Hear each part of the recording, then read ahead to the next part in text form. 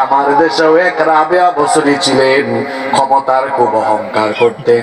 অহংকারের কারণে এই রাবেয়া বসরিকে আল্লাহ যখন ধরেছেন তখন একেবারে দেশ ছাড়া করে শাস্তি দিয়েছে।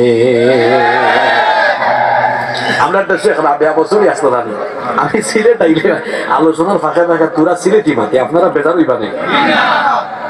নিজের এলাকার মানুষের সামনে তো বেশি সময় কন্ট্রোলের ভিতরে থাকাও যায় না, তোরা হওয়া লাগে একদিন। একটা রাবেয়া বসরি হয়েছে এখানে আমি তাই না, একবার পার্লামেন্ট বক্তব্য দিয়েছেন।